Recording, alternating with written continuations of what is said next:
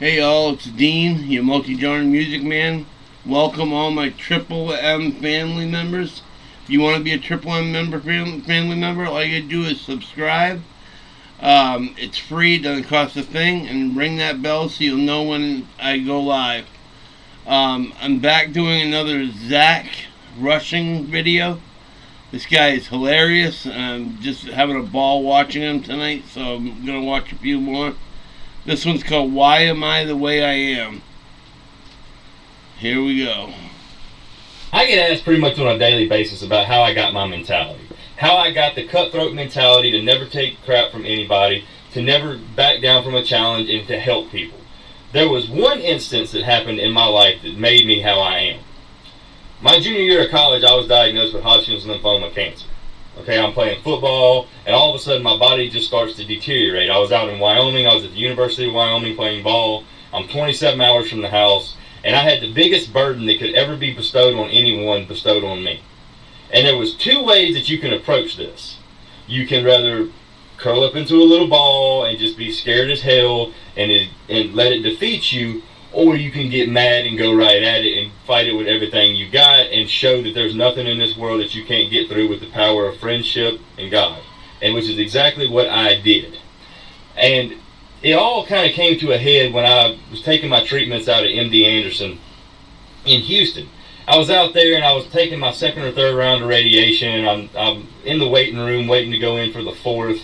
And I'm just sitting there and I'm feeling so down on myself because I'm scrolling through Facebook and I'm sitting there watching all this stuff. All my buddies, this was in July, all my buddies are going to the river and they're going to the islands and they're going to cookouts and they bowl the crawfish and they're having fun and playing softball and doing all this. And I kind of got down on myself.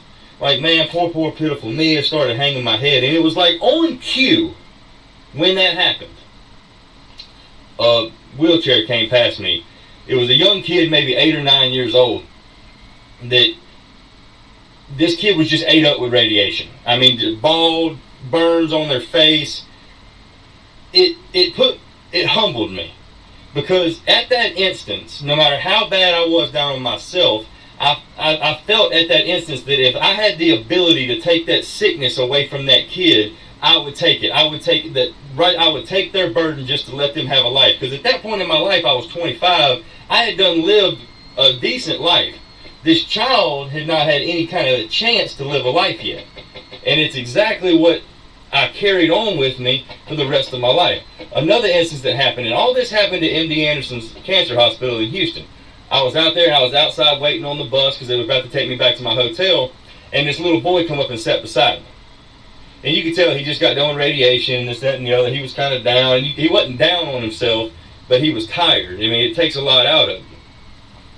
And at that time, I was still kind of feeding off of seeing that little girl get wheeled past me, and I had to try to lift his spirits a little bit, which I was hurting my damn self. Okay, I looked over at him and I noticed that he had a baseball cap on, and you could tell it was one of the must have been his little league team or something like that. And he had a glove and a ball, and he's just tossing that ball back and forth in that glove, and he's just sitting there just kind of defeated. I looked over at him and I said, "Buddy, you like baseball?" And he perked up. And as soon as I said baseball, that kid perked up. And he just looked at me and said, "Yes, sir, I love baseball." I said, "Are you any good?" He said, "I've made all-stars every year since I've played." And he kind of paused for a second. He looked back at me. He said, "I'm going to miss this year because of these treatments." And he said, I'll always remember this quote. He said, "But them some bitches better watch out next year." Now, this is a 10-year-old kid, maybe. Yeah, buddy. Who is literally fighting the same battle that I'm fighting with this cancer. And he's got the mentality that I aspire to have, which is, this thing ain't going to defeat me. I'm going to get back out there. I'm going to get to do what I love. That kid by himself inspired me to use my blessing. In case you missed what he said, the kid said, "Then some of the bitches better watch out next year because he's coming for them." That's an awesome mentality to have. You can't do anything this year because you're too sick, but next year they better watch out. Things in life in order to help kids with cancer, which is why with my brand at Triple B and the Bass Bucks and Birds stuff and the Facebook page and the YouTube channel and all that type of stuff, We always try to raise money for kids with cancer. We're trying to lift their spirits. If they're having to go through that, they deserve something in the hospital in order to lift their spirits. Because you can't motivate a kid the same way you motivate an adult. An adult's got to get back to work.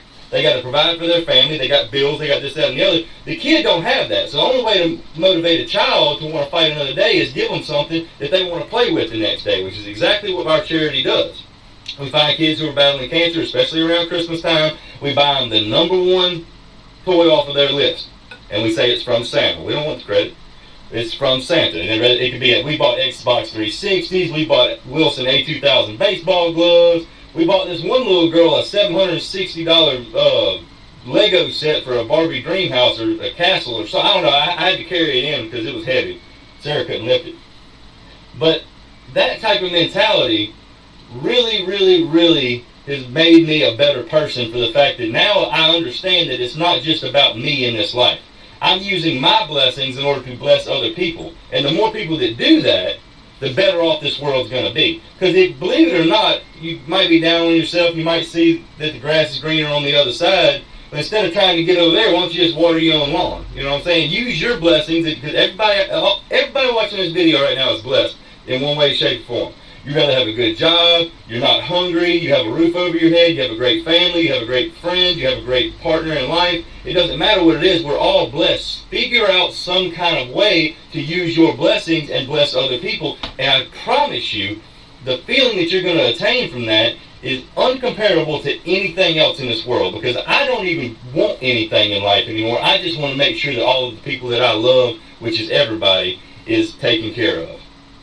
That's how I got the mentality that I got. You can't run from any kind of obstacle in life. You always have to push forward on it. You have to go through it. Don't try to go around it. Don't try to tunnel underneath it. Don't try to get a lift over it. Go through it. Because when you emerge on the other side, not only have you conquered whatever it is that was trying to hurt you, you're stronger and a better person for it. Sorry about the rant, but I get this message all the time, and I have to let people know that the biggest reward in life is not the money, it's not the fame, it's not the fancy cars or the new bows and rifles or getting to go on these hunting trips or anything like that. The biggest reward in life is knowing that you spent your time for no reason other than just it's what you wanted to do to help another person. That right there is what's going to make America great again. Nothing but that. Just take a step back. Realize that you're important, but other people are too. I love all y'all. Shit. He always says that at the end. Yeah, there's a lot more Zach Rushing out there that I've been hearing by watching other people do what I do, do these videos, and I've been watching them. They've been hilarious. I've really been wanting to see them, so I'm going to start watching a lot more of them, and hopefully you guys will enjoy them too. Don't forget to ring the bell. Don't forget to hit the subscribe button. That's mostly to help the most. And don't forget to leave a comment below or a song idea if you want. And if you decide you want to send a donation, you can do it through the donations that are underneath the comments. Other than that, this is Dean saying have a wonderful day, and I'll see you tomorrow. Or I'll see you in the next video, which will be coming very soon, I'm sure. See you soon.